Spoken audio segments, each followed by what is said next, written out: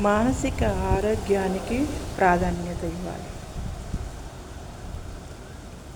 మానసిక ఆరోగ్యానికి వెళ్ళాల్సింది హాస్పిటల్కి కాదు, యోగాకి. ప్రతి ఒక్కరూ గుర్తించండి.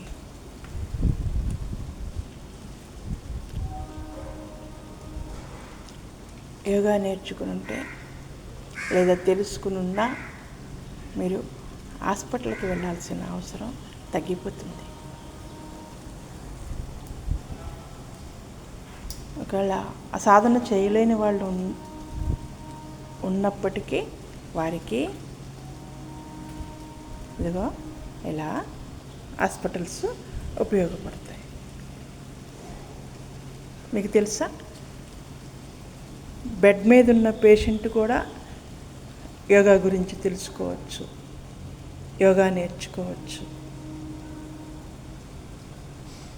యోగా అసలు మిమ్మల్ని హాస్పిటల్కి వెళ్ళనీయకుండా కూడా చేయగలిగే సమర్థత ఉంటుంది.